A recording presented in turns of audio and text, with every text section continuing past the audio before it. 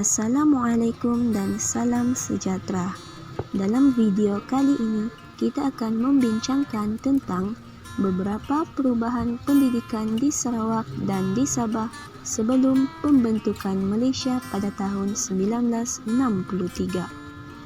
Pendidikan di Sarawak berada di bawah pentadbiran Brau, manakala pendidikan di Sabah berada di bawah pentadbiran Syarikat Berpiagam Borneo Utara.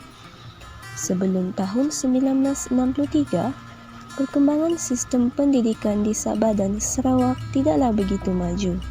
Oleh itu, terdapat beberapa perubahan pendidikan di Sarawak dan di Sabah sebelum pembentukan Malaysia 1963.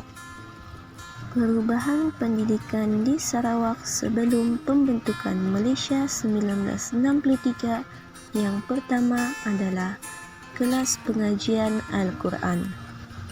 Anak-anak pembesar Melayu dihantar belajar bahasa Arab dan Melayu kerana sekolah rendah hanya mula didirikan pada tahun 1883. Contohnya, sekolah Melayu yang merupakan bantuan kerajaan yang terawal ialah Sekolah Encik Buyong. Nyatalah bahawa kelas pengajian Al-Quran merupakan perubahan pendidikan di Sarawak sebelum pembentukan Malaysia 1963. Seterusnya ialah orang perseorangan dan mubalik Kristian.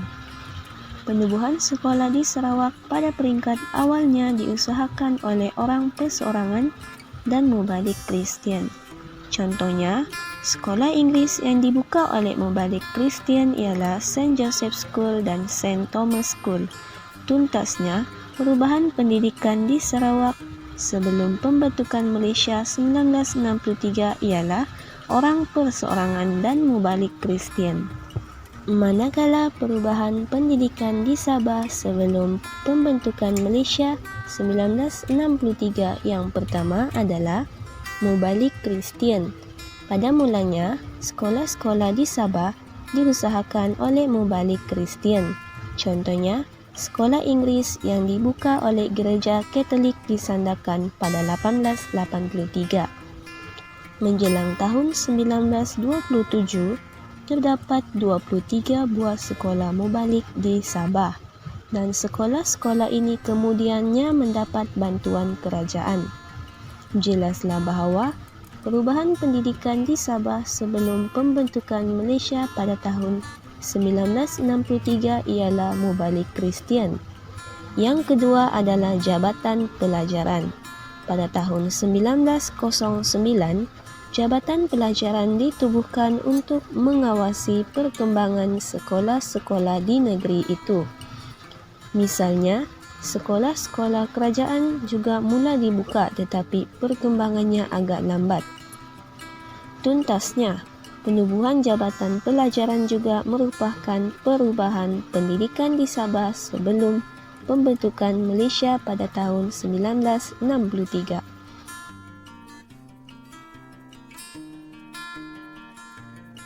Kesimpulannya, perkembangan pendidikan di Sabah dan Sarawak sebelum 1963 digerakkan oleh mubalik dan masyarakat secara persendirian. Laporan World Head 1955 juga telah menambah baik sistem pendidikan di Sabah dan Sarawak.